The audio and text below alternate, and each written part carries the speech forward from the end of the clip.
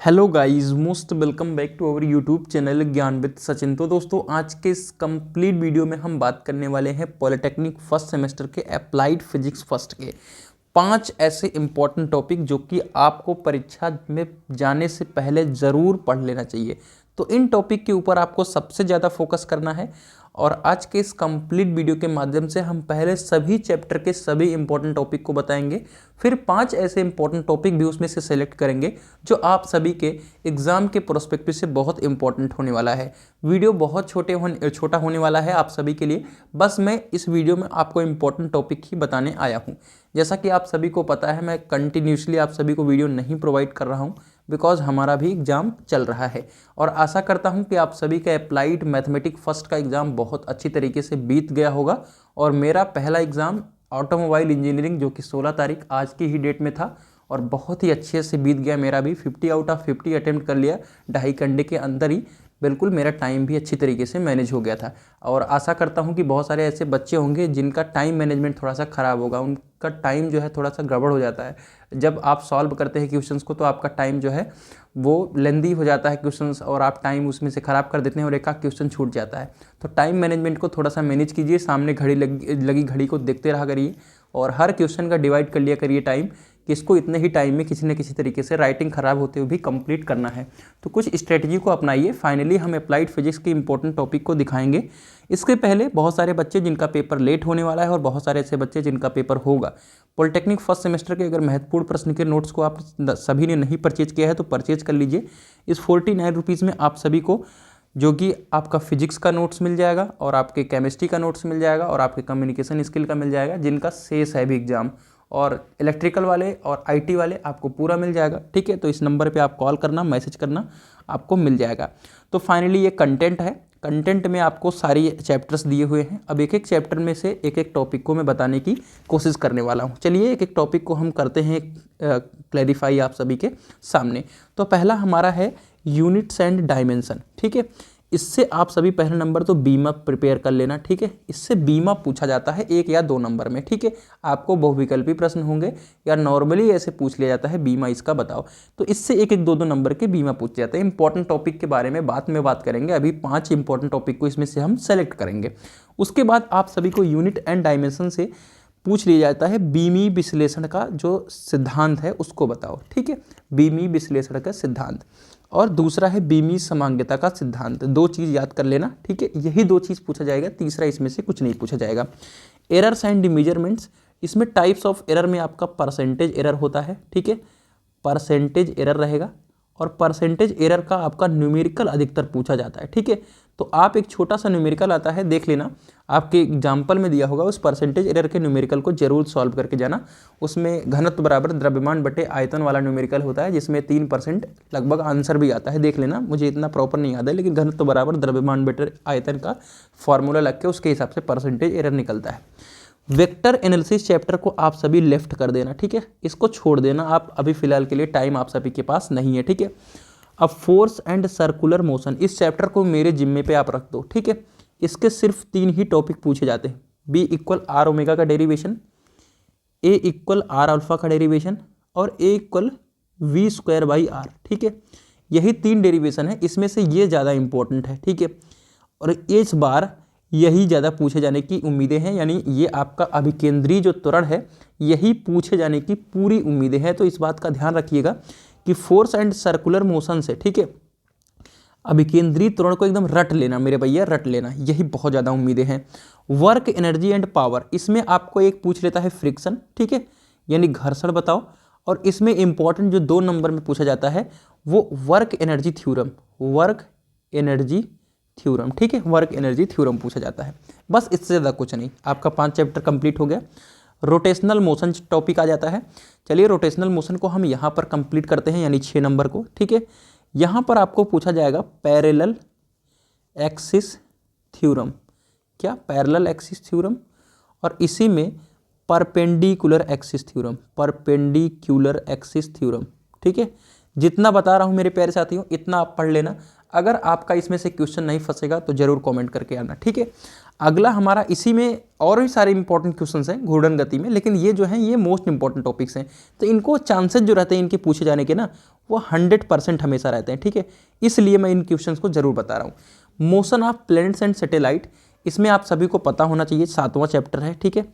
यहाँ पर केपलर चचा का नियम सबसे ज़्यादा पूछा जाता है, ठीक है, केपलर का नियम। और फिर यहाँ पर पलायन वेग भी पूछा जाता है, ठीक है। और इसमें कौन कौन सा क्वेश्चन है मैं आप सभी को बताने की कोशिश कर रहा हूँ। तो इस चैप्टर से सिर्फ इतना ही पढ़ लेना, ठीक है, जो कि मोस्ट इंपॉर्टेंट टॉपिक है। मतलब पढ़ लेने का मतलब ये है कि इन चैप्टर का रिवीजन जरूर कर लेना, यानी इन चैप्टर को आपको लास्ट मोमेंट पर भी देखना जरूरी है।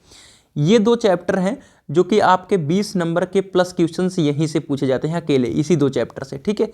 जो कि आपका कौन कौन सा चैप्टर है, ये आपका है द्रव्य की अवस्थाएं यानी properties of matter and heat and thermodynamics, ठीक है। इसमें कौन कौन से क्वेश्चंस आप सभी को पढ़ने हैं मैं एक एक करके दिखाता हूँ, ठीक है। चलिए, हमारा क्वेश्चन नंबर चैप्टर नंबर कौन सा है, चैप्टर नंबर है 8, ठीक है। चैप्टर नंबर 8 है, हाँ चैप्टर नंबर 8 मान लीजिए, ठीक है, प्रॉपर्टीज ऑफ मैटर, ठीक है। इस चैप्टर से कौन कौन से क्वेश्चंस आप सभी को पढ़ने हैं डेफिनेटली, जो नहीं आपको एकदम अच्छी तरीके से रट लेना है, वो नंबर 1 पे आप सभी मान सकते हैं, ठीक है। बर्नौली थ्योरम है, ठीक है। उसके बाद आप सभी को रट लेना है A × V बराबर कॉन्स्टेंट यानी कंटिन्यूटी इक्वेशन, सातत्य समीकरण इसे कहते हैं, ठीक है, सातत्य समीकरण। फिर तीसरे नंबर पे आता है स्टोक्स का लॉ, ठीक है, स्टोक्स का लॉ।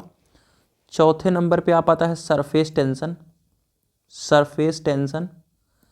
फिर 5वें नंबर पे इसमें आप सभी रख सकते हो सरफेस टेंशन के बाद इसमें एक और आता है, सरफेस टेंशन के बाद हाँ हुक्स लॉ, ठीक है। इसके बाद इसमें आता है हुक्स का लॉ, ठीक है, हुक्स का लॉ बहुत ज़्यादा पूछा गया है। और फिर इसमें एक और आता है हुक्स का लॉ के बाद रेनॉल्ड नंबर, ठीक है, रेनॉल्ड संख्या है वो पूछा जाता है, ठीक है। तो ये टॉपिक ऐसे हैं जो कि 100% पूछे जाते हैं। एक बार स्क्रीनशॉट लेना, चैप्टर नंबर 8 है, ठीक है। चलिए, अब चैप्टर नंबर 9 है आपका थर्मोडायनेमिक्स चैप्टर है, ठीक है। थर्मोडायनेमिक्स के नाम से ही होगा, हो सकता है, ठीक है, हीट एंड थर्मोडायनेमिक्स होगा, लेकिन थर्मोडायनेमिक्स मान के चलिए, ठीक है। इस चैप्टर से सबसे ज़्यादा जो इम्पोर्टेंट रहता है वो आपका zeroth law and first law of thermodynamics, ठीक है, zeroth law and first law, ठीक है, zeroth law and first law. उसके बाद आप सभी का रेखीय प्रसार, ठीक है, रेखीय प्रसार। इसी क्रम में क्षेत्रीय प्रसार और फिर इसी क्रम में आयतन प्रसार, ठीक है। इसको डिफाइन करना होता है आयतन प्रसार गुणांक और इनके बीच का संबंध, ठीक है, इनके बीच का रिलेशन भी आपको दिखाना होता है, ठीक है, अल्फा बीटा गामा का, ठीक है। और फिर इसके बाद इसी चैप्टर में आप सभी को और भी कुछ देखने को मिलने वाला है। उसमें आप सभी को देखने को मिलेगा, कौन सा चैप्टर है, ये लास्ट चैप्टर, ठीक है, ये हो गया। और ठीक है, हाँ, रेखीय प्रसार गुणांक, क्षेत्रीय प्रसार गुणांक, इसके बीच में संबंध और जीरोथ लॉ ऑफ थर्मोडायनेमिक्स और फर्स्ट लॉ ऑफ थर्मोडायनेमिक्स, इतना आप सभी को पढ़ लेना है। इसके अलावा आप सभी को ज़्यादा इस पर फोकस नहीं करना है, मतलब इसमें फोकस तो करना है, ठीक है, लेकिन आप सभी को हाँ एक और क्वेश्चन इसमें आता है मोड ऑफ हीट ट्रांसफर, ठीक है, मोड्स ऑफ हीट ट्रांसफर, यानी आप सभी के चालन विकिरण, ठीक है, चालन विकिरण हो गया, ठीक है।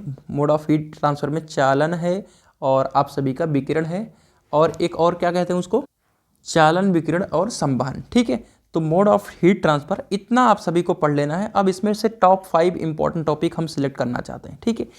नंबर 1 का टॉपिक इसमें से आप सभी का होगा ये जीरोथ लॉ फर्स्ट लॉ। इनमें से आप सभी का एक क्वेश्चन फिक्स रहता है, ठीक है, और या तो रेखीय प्रसार गुणांक पूछ लेगा, ठीक है, मोड ऑफ हीट ट्रांसफर, यानी इनमें ये चारों क्वेश्चंस में फिक्स क्वेश्चन है, ठीक है, ये आने ही आने, ठीक है। उसके बाद आप सभी का बर्नौली थ्योरम जो है, कंटिन्यूटी इक्वेशन और आपका surface tension, Hooke's law, Reynold number और स्टोक्स लॉ, ठीक है। ये जो 4 क्वेश्चन है इनमें से आप सभी का फिक्स एक क्वेश्चन डेफिनेटली 1 या 2 क्वेश्चन आना है। केपलर का नियम, पलायन वेग, ठीक है, इनमें आप सभी का पूछना ही पूछना है। Perpendicular axis theorem, parallel axis theorem last year से पूछा नहीं गया, तो इस बार के जो चांसेज है इसके 100% के चांसेज रहने वाले हैं, ठीक है। और इसमें आप सभी आइएगा A बराबर V²/R, जो कि 5 नंबर का क्वेश्चन है। पिछली बार बैक पेपर में पूछा गया है और इसके पिछली बार नहीं पूछा गया, तो इसके भी चांसेस जो हैं वो 100% बन रहे हैं, ठीक है। वर्क एनर्जी थ्योरम पूछ लिया गया है, तो इसमें फ्रिक्शन पूछने के जो चांसेज हैं वो ज़्यादातर 100% है। और V equal R omega 2 number में लगातार पूछ रहा है पिछले कुछ सालों से, तो इस बात का ध्यान रखिएगा कि ये भी पूछा जा सकता है, ठीक है, पूछा जाने की पूरी उम्मीद है। और परसेंटेज एरर को भी आप तैयार कर लेना। तो कुछ इतने ऐसे क्वेश्चंस हैं जो आप सभी को 30+ का स्कोर इजीली करा देंगे आप सभी के एग्जामिनेशन में। तो इनकी प्रिपरेशन आप अपनी तरफ से जरूर कर लेना। ऐसा मैं नहीं कह रहा हूँ कि ये डेफिनेटली छपने वाले एग्जाम में, है ना, लेकिन आप एग्जाम दे करके आना, फिर आप सभी कमेंट करना। जब मैं वीडियो बना रहा हूँ तो मुझे नहीं पता है कि आपके पेपर में क्या आने वाला है, ठीक है। उसके बाद आप पेपर दे के आना और फिर कमेंट करके बताना। तो अगर आप सभी को नोट चाहिए तो इस नंबर पर जरूर कॉल या मैसेज कर लेना। तो मिलते हैं एक नई वीडियो के साथ, तब तक के लिए bye bye, tata, love you all, take care.